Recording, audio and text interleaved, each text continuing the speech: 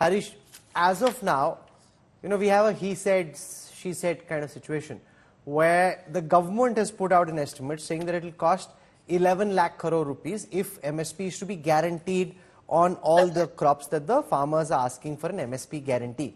Now, the likes of Yogender Yadav and the others claim to have done their own calculations, where their calculation is that it won't even cost 1 lakh crore rupees and that this is something which the government can well afford and therefore it's not as prohibitive as is being made out to be.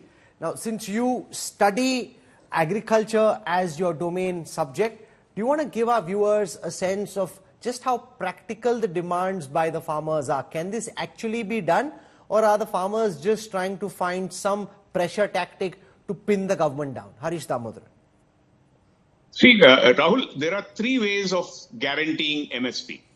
Okay, one is the government buying the entire produce, whatever the produce comes to the mandis and stocking up, etc. Okay, that we know is not practical. Okay, government can buy wheat and rice. Okay, because it needs to run it needs to run the public distribution system, etc. But what will a government do by buying, say, sesamum or say safflower, etc.? It's not possible for the government to buy. The second route is for the government to force the private sector to pay the MSP.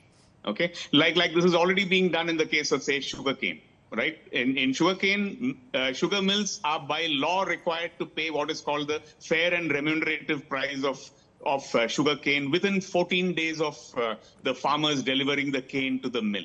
Okay, and we know that this also is not easy to enforce because every year we know that there are huge areas as far as cane areas are concerned. I think there is a third route, which is basically the government pays the price difference. The government says, okay, let the trade happen, regular in the way it is normally done. Okay, like say let us look at, say, maize. Suppose maize is the MSP says 2,000 rupees, and MSP is selling and maize is selling at, say, 1,800 rupees. So the government then pays the price difference. Okay, I think the third route, one can look at it. No, but how do you know that you won't be taken for a ride? For example, you actually sell at X, but you quote that you sold at X minus Y because you want to get the differential, which is Z, which is much more than what you actually sold at. So you could actually have a big scam happening just with the formula that you're suggesting. No. So, but I would say that one big advantage of this particular system is it'll incentivize, state governments to set up mandis, and record every transaction. See, like in the case of stock market, for example, I know how much of Reliance shares I have bought at what price. Okay, no, but and trading how much in agriculture doesn't happen like you trade in Reliance shares. It's not. Those are demat. You have a folio number. A lot of this is still in cash. It's happening face to face between farmers and the traders. Correct. So what I'm saying is, in the case of, suppose we have a system where we are able to record every transaction. Okay, that, according to me, that's not a bad thing, but that is up to the states, So the center can give a deal. Okay, hey man, if Bihar is willing to implement this, okay, we'll pay the price difference. Okay, but then you have to generate the data and it has to be credible. Okay, so I would say this is the third route. But even if this is not practical, maybe what the farmer needs is a minimum income support, instead of a price support, probably we need some kind of a minimum income for farmers. Can we move to that, And so what's your calculation? How much would this cost? The demand being made by the farmers, the government calculates will cost 10 lakh crores. What are your independent calculations? How much might this cost?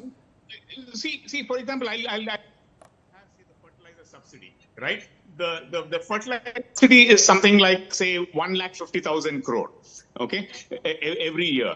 And if there are 10 crore farmers, if this 1,50,000 crore is distributed among 10 crore farmers, every farmer gets, 15,000 rupees, So I think maybe we should move to a system where we give a minimum, income support to the farmers. Like we already have the PM Kisan, right, which is giving 6,000 rupees.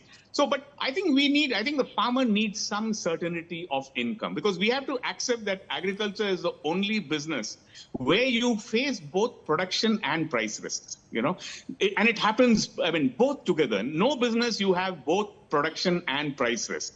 The farmer faces No, but you production didn't answer risk my question. right I'm from trying the to beginning, understand right how from much the- would this cost. Now, for our viewers to understand, the government has allocated 11 lakh crore rupees for its overall spending on public infrastructure. All the roads, airports, ports, everything that's being built, they've set aside 11 lakh crore rupees. I'm trying to understand from you, Harish, how much would this cost if the demand of the farmers in the way that it's being met, in the way that it's being made, is actually implemented?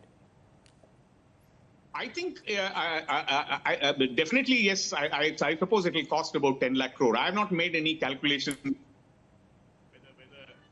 how much is the price. I have not made any calculation such. But I believe we can move to a minimum income support to farmers. We need to move to that.